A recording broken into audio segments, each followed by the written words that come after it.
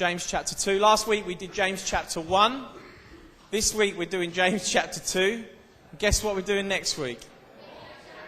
Come on. How about that then? Next week is James chapter 3. So James chapter 2, I'm going to read the whole chapter to you. This is what it says. It says, "My brothers and sisters, believers in our glorious Lord Jesus Christ must not show favouritism. Suppose a man comes into your meeting wearing a gold ring and fine clothes." Has anyone got a gold ring and fine clothes on today? Yeah? "And a poor man comes in old filthy clothes. If you show special attention to the man wearing fine clothes and say, 'Here's a good seat for you,' but say to the poor man, 'You stand there or sit on the floor by my feet,' have you not discriminated among yourselves and become judges with evil thoughts? Listen, my dear brothers and sisters, has not God chosen those who are poor in the eyes of the world to be rich in faith and to inherit the kingdom he promised to those who love him? But you have dishonoured the poor. Is it not the rich who are exploiting you? Are they not the ones who are dragging you into the court? Are they not the ones who are blaspheming the noble name of him to whom you belong? If you really keep the royal law found in the scripture, 'Love your neighbour as yourself,' you are doing right. But if you show favouritism, you sin and are convicted by the law as lawbreakers. For whoever keeps the whole law and yet stumbles at just one point is guilty of breaking all of it. For he who said, 'You shall not commit adultery,' also said, 'You shall not murder.' If you do not commit adultery but do commit murder, you have become a lawbreaker. Speak and act as those who are going to be judged by the law that gives freedom, because judgment without mercy will be shown to anyone who has not been merciful. Mercy triumphs over judgment. What good is it, my brothers and sisters, if someone claims to have faith but has no deeds? Can such faith save them? Suppose a brother or sister is without clothes and daily food. Suppose a brother or sister is without clothes and daily food. If one of you says to them, 'Go in peace, keep warm and well fed,' but does nothing about their physical needs, what good is it? In the same way, faith by itself, if it is not accompanied by action, is dead. But someone will say, 'You have faith, I have deeds.' Show me your faith without deeds, and I will show you my faith by my deeds. You believe that there is one God? Good. Even the demons believe that and shudder. You foolish person. Do you want evidence that faith without deeds is useless? Was not our father Abraham considered righteous for what he did when he offered his son Isaac on the altar? You see that his faith and his actions were working together.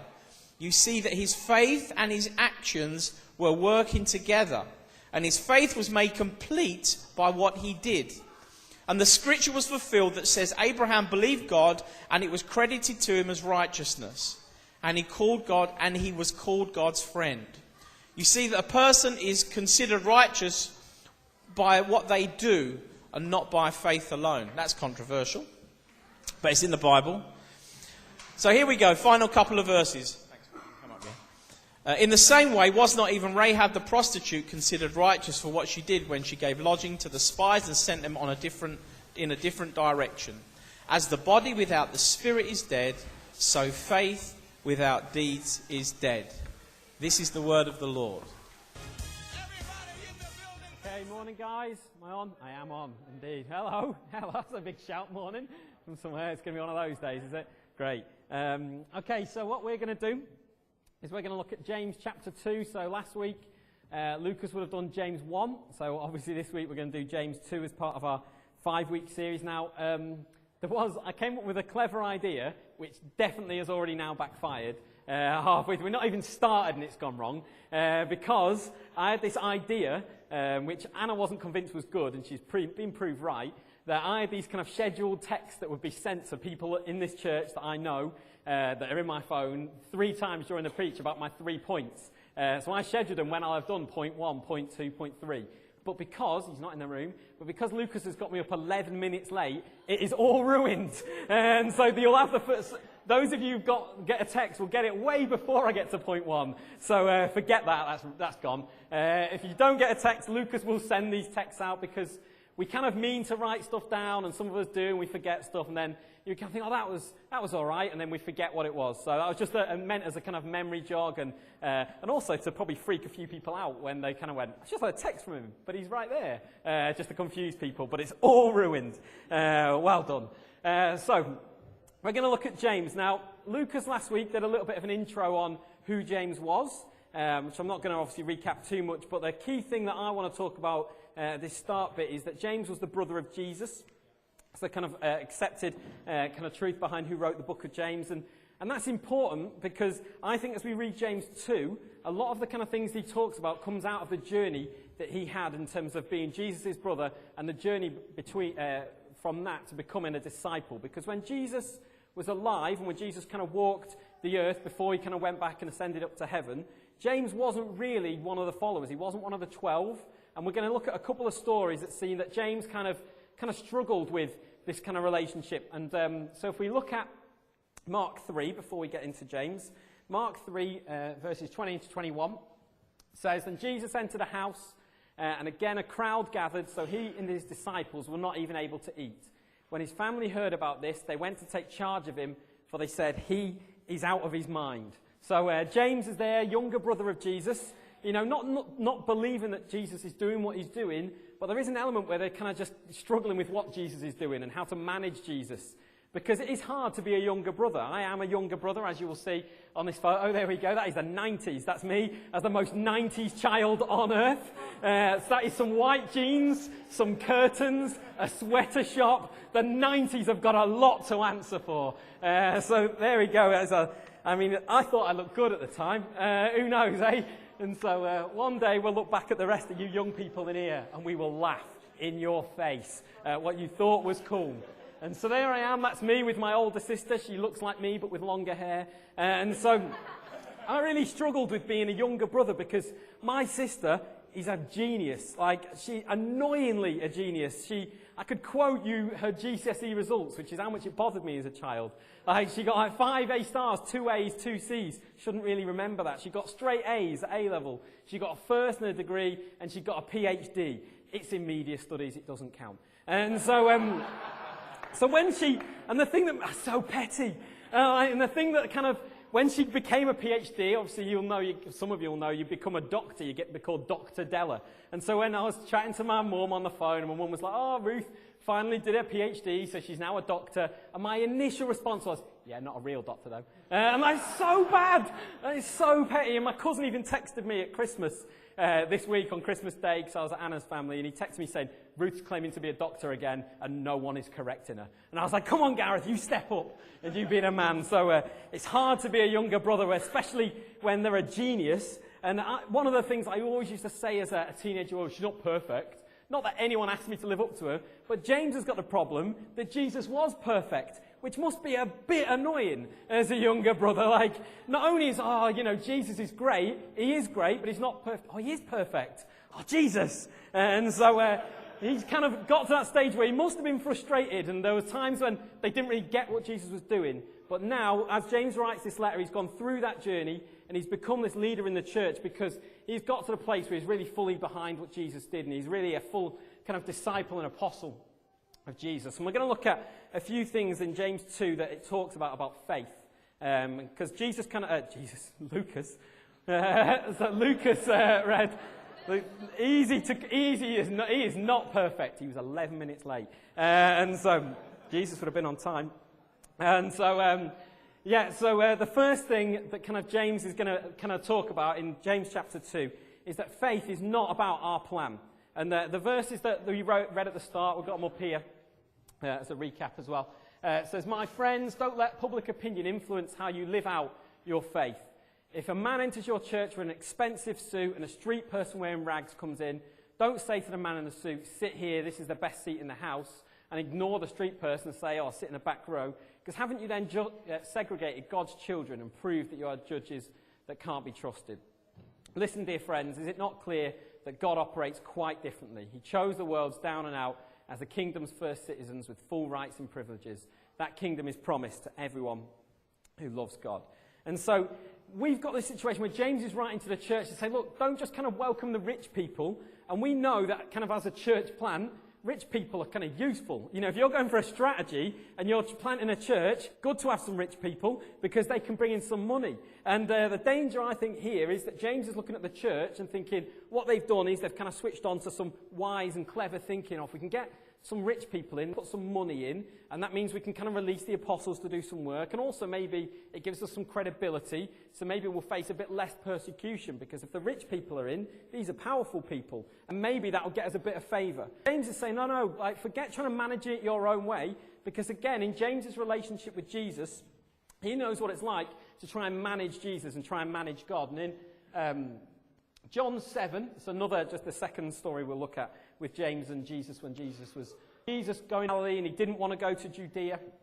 But then his brothers say, look, you've got to leave Galilee because otherwise the disciples in Judea aren't seeing what you're doing. You know, come on. And then they have this verse towards the end saying, no one who wants to be a public figure acts in secret. Since you are doing these things, show yourself to the world. For even his own brothers did not believe in him.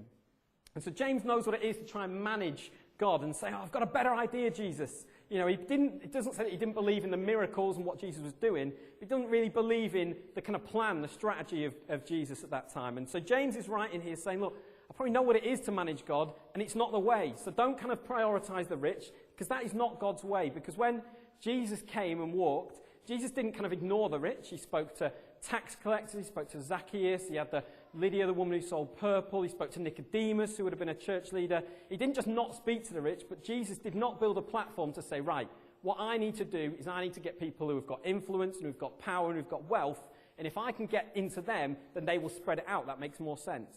Jesus went to the people who had very little to offer him, but people who needed a saviour, and people who needed healing, and people who needed hope.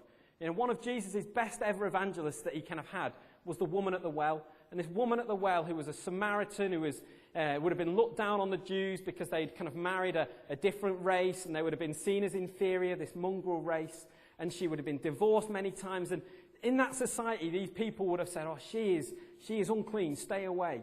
And Jesus speaks to her, and he tells her about this hope and this living water that knowing him and a relationship with God can provide. And she goes and she tells the whole town, and they come out and they listen to Jesus. And, you know, and Jesus teaches them about the truth of the gospel. Because Jesus will take people, hungry people, flawed people, broken people. He's not going for the rich, the powerful. He's not going for the people that make sense. And so if we're going to have faith that kind of to trust in Jesus, we've got to kind of lay down what we think seems like a good plan and what seems to make sense. Because that is not the kingdom of God. The kingdom of God calls us to trust in him. You know, and God isn't looking to come with us, and this will be the first text that you've probably already got now. God isn't looking to come with us on whatever journey we think is best and then just kind of tag along for the ride. You know, God is the one who sets the path, you know, and he calls us to follow it regardless of the wisdom of this world. You know, he's saying, look, I have the path. You know, Proverbs tells us that God will make our path straight. And it's not about you come up with a plan and let's just hope that God will fall in behind you. God said, no, I have got a plan. I've got something. It doesn't matter what the world says is a good idea or a bad idea. I've got a different idea. And are you going to have the faith to follow me? I've got a picture of Mel Gibson, which really doesn't fit, I suppose. But that is from a film called Maverick, which was I went to see when I was like 12 with my dad. And so didn't really go to the cinema that often with my dad. You're about to see why. And so when I was 12, my dad was 62. Now, I like the fact that my dad's really old now. It's cool. And when I got to 15, everyone's like, your dad's the coolest dad in the world. But when I was like 12, 13, I was like, my dad's just old. And it wasn't as cool. But so we went to the cinema, and it was fine. And Maverick's about it's a film about this kind of people in the Wild West, and it's a big card game tournament. And it's pretty obvious. I'm going to spoil the whole film. But in the final scene, unsurprisingly, he plays a winning hand. Who would have thought, eh? And so even though he plays this winning hand, he turns the card over, my dad, in the middle of the cinema, stands up and just cheers in front of everybody. Yeah! It's like, no! What are you doing? This is so embarrassing. Because obviously, as you remember, don't forget, I looked really cool as a kid. And so, that was really important to me to be cool. I looked like that. And so, therefore, being cool and being popular was really key to me. And so, that was really embarrassing. But there is a phrase that I kind of like from the kind of area of cards, which is there's a phrase called all in, which when you're playing cards and you're kind of, I'm not advocating gambling here, by the way, in case someone wants to stone me afterwards, say, You're telling me we should all go? No, I am not. But there is a phrase when you're kind of playing poker or whatever, and you've got just a bit left, and you think, I've got the best hand, and you put all your chips in, and we say, right, all in. And it's basically then saying, right, I have got the best hand, and you've got to hope that what you've got is the best. And James has known what it is to try and manage Jesus and deal with Jesus, and he's come to that place where he's gone, do you know what, there's nothing better. And he's gone, I am all in. I'm not holding anything back. I'm not saying, but what if there's a better idea? What if this? So no, I'm in. And he's pushed his chips in because he's got the belief that Jesus is the best that there is. And I've been reading a couple of books that have really challenged me this year. I mentioned one last time called I Became a Christian and All I Got Was This Lousy T-shirt, which kind of stirred me to kind of living like just more than I saw. That, if I really believed the kind of things that God had put in me, would I live them out? And there's another book called Love Does, which is kind of saying, if you really love God, that does something. It has an impact on your life. It has an outworking. And God's really kind of saying, am I all in? Are you really kind of trusting? Do you push your chips in me? Or are you holding some back to say, well, okay, but if this doesn't work, I'm not ruined because I've not risked it all on you, Jesus. Well, the kind of story that so many people who've lived longer than me and followed God for longer than me would know what it is to risk it on Jesus and know that he's a God who comes through. He is not a God who goes, unlucky. Well, that went badly for you. And we know that life is not always easy, but we know that in God, as Gary said, that God is a God who is the same all the time. He's not a God that sometimes lets you down and sometimes doesn't. He is a God that we can trust as we put our lives in. And the second point that James talks about is that faith is not just equal belief. So it's not our plan and it's not just belief. Okay, in chapter 2, verse 19, he talks about, you believe there's a God, well done. Even the demons believe and shudder. And so he's saying it's not about belief. And then he goes on to say, I can hear you saying, it sounds good. You take care of the faith, I'll take care of the works. Not so fast. You can no more show me your works apart from your faith than I can show you my faith apart from my works. Faith and works and faith fit together, hand in glove. Okay, and so I'll come back to him in a second. And so what we're saying is it's not just about just believing the right stuff. I generally don't have a problem with just kind of believing stuff. I'm relatively, I was going to say shallow. It's not a particularly proud thing you should say, is it? But I don't overthink stuff. Like, Anna will kind of look at me and say, oh, what's in your mind? Thinking I'm thinking quite deeply. And I'll probably just be thinking, it's been a while since I had a Subway. Subway's good, isn't it? A meatball sub. And then she'll be like, what are you thinking? I'll be like, oh, think something deep. Say something deep quickly. Oh, just snacks. And it's just, I'm not a massive sat there thinker. I'll be thinking about what needs doing, what's the next task. But I don't kind of really weigh up the kind of big, complex questions in life. Like, I'm a lecturer and we kind of teach various things. And emails go around to all the kind of department that I teach in about kind of maybe contentious issues or do we understand? And there was this one email that went round about how to treat a certain accounting topic. I'm going to talk about accounting, who believes it? And the thing is, there's 4 categories that this topic could have fell in. Now, 2 of these are exactly the same, but they have a different name. Now, and so these people were arguing, is it A or B? And I was like, they're the same. And this email went round, there was about 13, 14 emails just hitting my inbox. People going, well, what about this? Well, paragraph 63, section B says this. But if you looked at appendix E. And it went on and on. It was just about, I know this. Well, I think I know more. Well, I think I know more. And I'd had enough. Because I was like, it's the same. So I just sent an email around saying, is it me or does no one care? Because these are the same. And then it went silent. And it went silent. I suspect the emails didn't stop, but I suspect they just didn't have me in at that point going, who does he think he is? But I'm not going to overthink stuff. Sometimes it's important to kind of go, do I believe in God? Yeah. And people can ask me difficult questions, and I can't give answers, but I know why I believe in God, and I know God for myself. But faith is a bit more complex than belief. Belief, we can say, yeah, I believe in a God, and there's plenty of people out there who would say, yeah, I probably believe in a God. But that isn't faith. Faith comes when we act on that, and we say, right, actually, here's what I believe, and here's how it impacts my life. And there's a picture here. The picture there, the reason of that is there's a guy called Ken Carter in America. They had a film made of him called Coach Carter. And in sports, when I was a kid, I played football for various kind of teams. We played for the school team, and we were pretty rubbish generally. But the year above us, out of nowhere, became amazing. And they won the local cup, and then the regional cup, and then they were champions of the North, and they were in this kind of national cup they got to the semi-finals, and it was all exciting because we got days off school to go in coaches and go to watch them and go to kind of miniature stadiums to watch them. And it was really cool. And then they got knocked out in the semi-finals, and we were like, wow, that was amazing. And then when we got to year 11, it was our turn. And we were like, we are going to be as good as these. Because we played them a few times, they weren't that much better than us. So generally at school football, you have like 5 people watching you, and that is it. No one comes. And so this year, because we had such a big year the year before, loads of my school turned up. It was about 150, 200 people. And we were like, we're going to be heroes. The next day, I'm going to walk into school, and people going, that's Della, he plays on the wing. And I'm going, yeah, that's right. And so then we turned up, and we lost 8-0. It just humiliated. We only lost 1 game all season. And it was that game, and we lost 8-0. And I went into school the next day and was like, you Della, who played? No. Just there's a kid who looks like me. It's the curtains, it's somebody else. And it's just embarrassing. But the problem with sport when you're a kid, when you get kind of serious and good at sport, is I played with a couple of guys who ended up getting signed by professional teams when they were 15, 16, 17.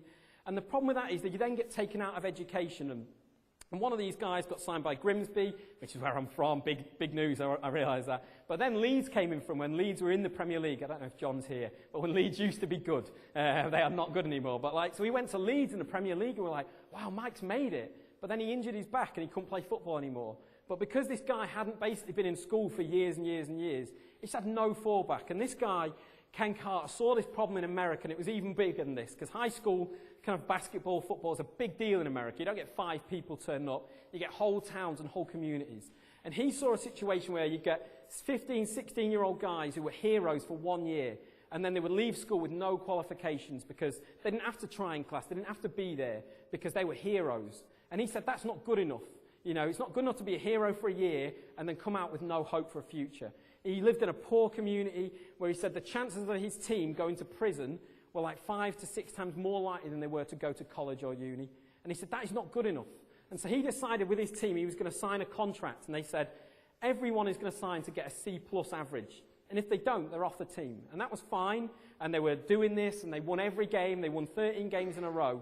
And then he got reports back from his teachers, and they said, these guys are failing. They're just not doing it. They're not turning up to class. And at that point, he called them in. He said, guys, we've failed. And instead of just going, oh, well, never mind, because a lot of people knew about this problem. A lot of people had said, this is a problem that we're raising up these guys with no future, but no one had done anything about it. And he said, right. He said, I'm locking the gym. And people at the town went mad. The school went mad. He said, games are cancelled till we get these grades back on. And they forfeited a couple of games. They had to stay extra time. People gave them a load of stick. But he said, no, I don't just believe in this. This isn't just a good idea. My flag's on the ground. I'm saying I'm believing this to the point of I'm going to do this. And if you want to stop me, then you need to sack me. Because this is something that is so important. And more kids graduated from his program than had ever graduated in schools. Because this was a guy who didn't just say, oh, we need to do something about this. Because a lot of people are going, yeah, we do.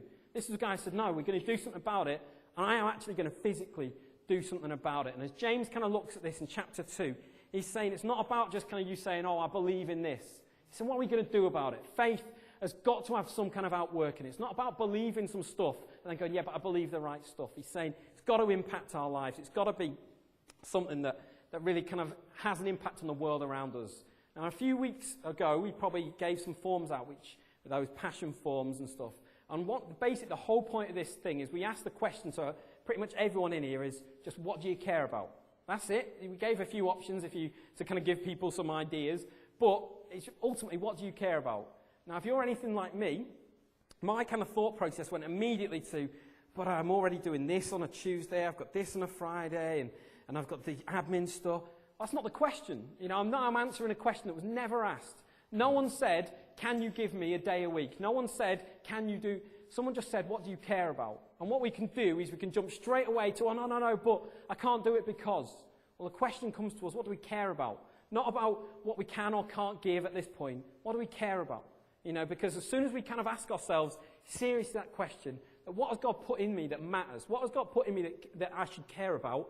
Well, then at that point, we start to say, well, hang on, if there's no outworking that in my life, I need to get to a place where I can start to put some of that in my life, where I can start to say, okay, I care about this, but I need to start doing more about it. I need to do something with that, rather than just saying, oh, I think I care about this.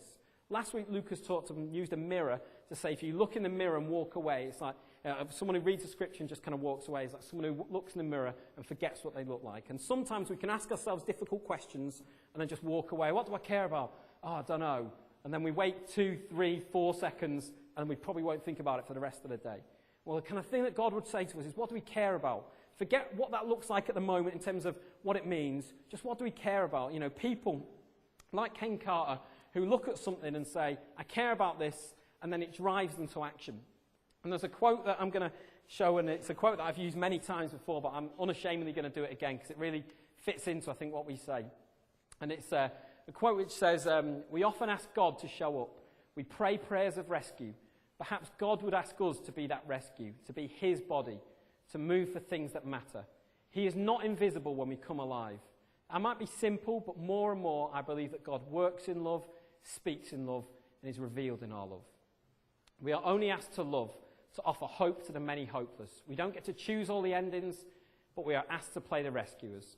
We won't solve all mysteries, and our hearts will certainly break in such a vulnerable life, but it is the best way. We were made to be lovers, bold in broken places, pouring ourselves out again and again until we're called home. And that last bit of that quote, that is something that I kind of just comes back to me over and over and over again, because if that to me just is about the kind of guy that I know that I want to be, and then I know that God wants me to be, but then excuses come in and tiredness comes in and I can't and I can't and I can't.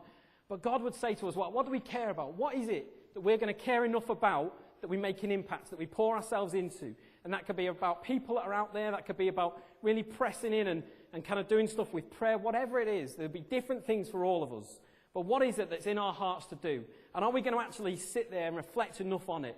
Or are we just going to say, yeah, I probably care about this, and then never do anything about it? And I was really challenged particularly about people with kind of kids, and I do stuff here with the youth, that if we're not living this out and we're just saying, oh, we care about this, well, then what we do is we basically kind of tell our kids and tell our youth about a kingdom that they will never see, because they will hear about this theoretical kingdom that they will never actually see come to pass, because all we do is we talk about it, and we teach them about Sundays and clubs, but they never see that actually their youth workers, their mums, their dads, their families actually live out their lives, not for themselves, but for a greater purpose, and don't just kind of live on what we believe.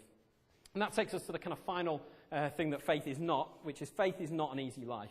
And James in chapter 2, verse 20 and 21, he talks about Abraham offering his son Isaac on the altar and how God was challenging him, would you give up the thing that means the most to you? And I haven't got time to go into the story there, but the whole point is it's not just a default position. Us waking up every day and just going through our daily routine will not lead to faith, because the world is set up in a way that your default is normally the easiest option. And the easiest option is not faith.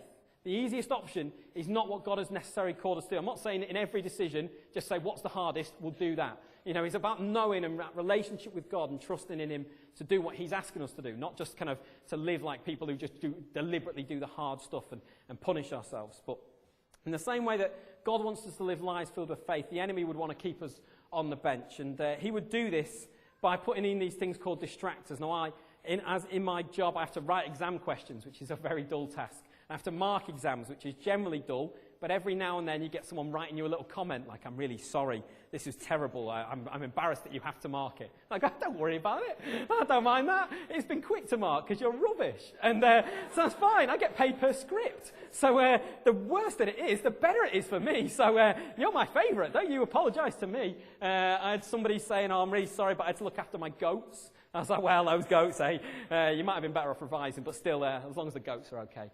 But when I'm writing questions, we have to put these things in called distractors. So if you're doing a multiple choice thing, and distractors are alternative answers, but the problem is they've got to be plausible, they've got to be viable. So if my students make one little mistake, they'll get A, where they should have got B. If they make another different little mistake, they'll maybe get C, where they should have got B, etc.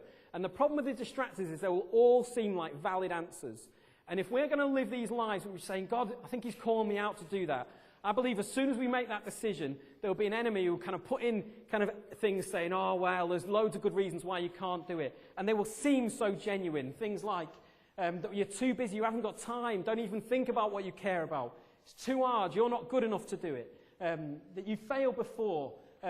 Fear, we've obviously kind of heard about from Ruth and from Rob and stuff today about kind of fear holding people back, and then laziness will be the other one to say, well, is it worth it? And all of these things in various kind of different ways will seem so powerful and seem so genuine and seem like really wise reasons to not do things. But in the middle of all that, I believe God is saying, well, okay, there are some reasons, but how about we choose life? How about we take a risk and say, do you know what, maybe God has called me to do the thing that I care about. Maybe I still might have a normal 9-to-5 job, and that doesn't define who I am, but that 9-to-5 job can basically fund the way that I want to live my life as God has called me to live, to do some things that God wants me to do. Because that kind of job or whatever just really facilitates and helps me to be able to do the things that really matter in my life. And so out of those distractors, God would call us to do that. And I've got one picture up here, and we're towards the end. Is Lucas around?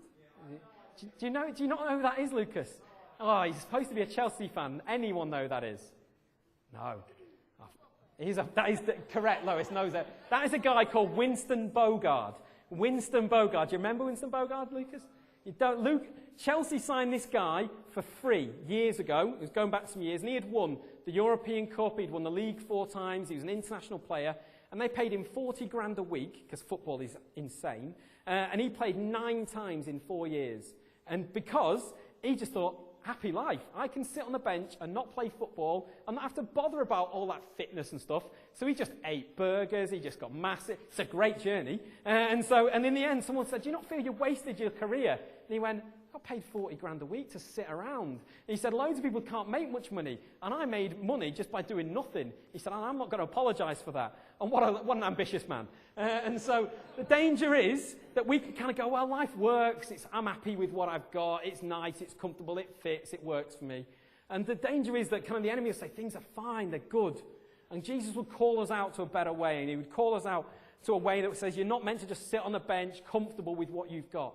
Because our life is not about just being comfortable. Faith is not this comfortable, easy life. And the reason the Bible tells us so often to fix our eyes on Jesus is because these distractors will seem so plausible. But when we look at Jesus, we really see what it is to find life. Because even if faith is not the easy life, faith is certainly the life that we're called to. It's the life we're supposed to have. And James kind of talks on this on verse 2:26, the key verse that Lucas said last time, which is that as the body without the spirit is dead, faith without deeds is dead. And then it's the same verse, but in the Message version.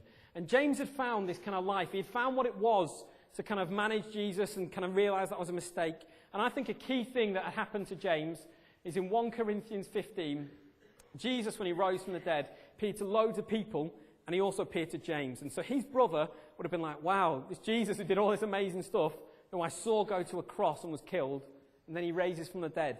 And I think at that point, if you don't look at Jesus and then go, I'm all in, well then you would be a bad brother. So I think at that point he's gone, right, fine, he is perfect, I'm in. And at that point he's gone, right, I'm going to live this life.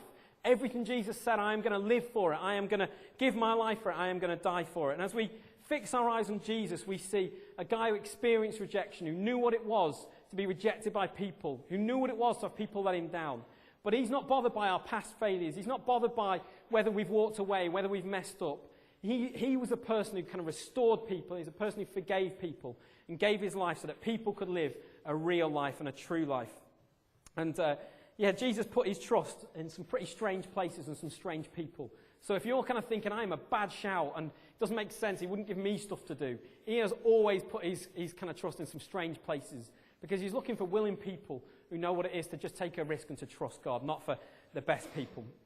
And that is the final kind of point, but there's the final thing, there's a picture that as I was preparing this, I'm pretty much done. There's a picture as I was preparing this that just kind of came into my head, and it was a game I used to play as a kid called Kickball Fly, and I've Googled Kickball Fly, no one's heard of it. There's one reference I could find on Facebook, which is a group which had 3 fans in it, all from Grimsby. So it's a proper local thing. You know, Grimsby's like Alcatraz, it's like a little island where you're not allowed out. And so that's why I can't go back often. And so we played this game and it was amazing, and I explained it to Anna, and she gave me that look as if, that's really good, and she gave me the look as if, yeah, that's great, and I thought, she doesn't understand a word I'm saying, and so I thought, I need pictures. So I texted my mum this week and said, Mum, go out and take some pictures for me, because she's a good mum. So there she is. I made her climb her in some bushes and stuff as well, so but she loves that kind of stuff, it's fine. And so this is a field behind my house, those houses, I live in one of those, it was great. And the whole point of the kind of game was that you'd put a football in the middle of this field, and then all around the field, you'll see there's just these bushes and these hedges. And so one person would be it, and they'd have the kind of ball in the middle, and they'd turn their back, and what you do is you kick the ball miles away. They'd have to run and get the ball and bring it back, and whilst they were bringing it back, they had to walk backwards, and we'd all hide in the bushes. And that's it. And then basically this person would kind of walk up to the bushes to try and find us. And they'd say, oh, there you are, Steve. And he'd run back to the base, tag the ball and say, Steve's out. And then one by one, people would get captured. And until the point where you were the last one kind of in the bushes, just thinking, right, everyone's caught. My poor mum. I mean, she did it well. She took 56 pictures. You give my mum a task, she will go to town. 50. I just wanted 4, Mum. I didn't even use 4. I used 3, but 56 of them. Fair play. So I can just imagine her climbing in and out. She's not as old as my dad. My dad's 82. My mum is not. It would have been cruel to send an 82-year-old woman to do that, but she is not. And so you would be in the bushes thinking, I need to go because all my mates have been caught and I'm the last one. And if you could run out and get to the ball first and then hoof it away, then everyone would be released and they'd be scattered and we'd all go back into the bushes. And we must have played that game for like 7 hours a day. It was amazing. We played it all the time, and the problem with that game is it never ends because either you all get caught and then the first person who gets caught is basically then it next time. And if it was somebody you weren't that bothered by who was caught first, you're like, oh yeah, I've been seen, never mind. And you're like, because the kid you're not really that fond of, he's going to be it, not bothered. But if it was your best mate, you'd be like, right, I am hero mode. I'm camouflaged up. I'm rolling in the mud. No one's going to see me. And then I'd lie down, and then you'd burst out of there, and you'd go to the ball. And the game would only end, as any football game or whatever would end, when someone takes their ball home, which generally is the end when it's time to go home. But generally, when somebody's had a bit of an argument, I'm taking my ball home and walks away, and then ruins it for everybody. And I got this picture, and I was like, God, that is weird. I don't know what I'm going to do. I don't know what I'm going to say. I'm just going to waste my time. And I got the feeling that God was saying that there are people in this world who are trapped, and they're kind of out there, and that they don't know anything about this gospel. They don't know anything about Jesus. And the fact is that in that game, it would never end. It would just keep going and keep going. But the fact is that when Jesus came to the earth, he took the ball away, not in an angry way, but he took the ball away to say, they don't have to be trapped anymore. But what I need people who will go out and tell the message that freedom is real, that hope is real, that people who live in kind of chains, whether they are trapped in debt or trapped in hopelessness or alone, they don't have to stay that way because the message of the gospel is that new things have come, that Jesus has come and he has brought life, and that Jesus would call us to not stay on the sidelines out there, but to live this message to say there is a God who is out there. And as a church, I believe our money at the moment is out there. Penny got up a few weeks ago and shared about these women in Russia who were released from prostitution, rescued from being trapped. And our money is part of something that supports that happening. We've got Cap and Pete who goes out and tells people about that hope can be brought and they don't have to stay in debt. And so our money is out there and there are people that are out there. But I also got the feeling that God was saying there's a lot of people who are still sat back going, there are other people out there, let's cheer them on. But he would say, no, let's all go out there, let's tell the message of this Jesus who came out there. And the final verse is Galatians, and that Christ has set us free to live a free life. And Pete's going to come up and play something. He's looking baffled. I did ask him about that last week. And so we're going to finish because our time is done. But we're going to have what we call a soft close where Pete's just going to play a couple of worship songs. And there is a challenge. And I've got 3 baskets in here. So I went to Asda and Tesco's rather and just bought loads of weird stuff. So people thought it was odd. And there's 3 baskets. And there's one kind of basket's about kind of just got a load of chips in there for you to take away. And it's just about if you're thinking, well, I'm fed up of holding back and I want to be all in, but there's something there. And you just want to say, God, I do want to be all in. Well, then I would encourage you to come up and just take one of those chips and take it away with you as a reminder that when we wake up tomorrow, we've said, God, I am all in, whatever that means. Show me what it is to do that. The second thing is a cheap plastic whistle.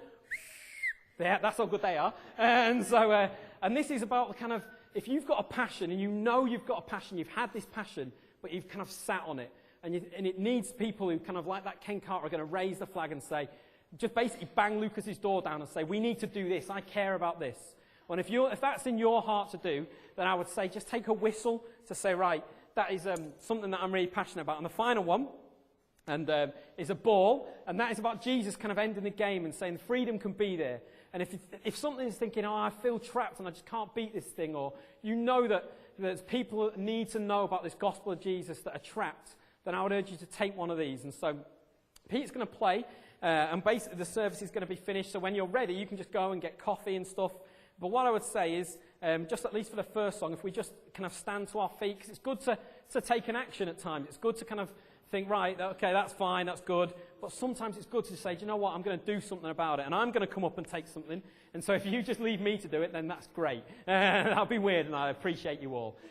So Pete's going to do that. We're going to probably sing. Pete's going to maybe lead us in one song. So either stand and sing that with him, or just think about it. And then as you want, if you just, any of these kind of are there, just please come up and grab them. And then just as you feel, you can go back and you can get coffee, and then we're done from there.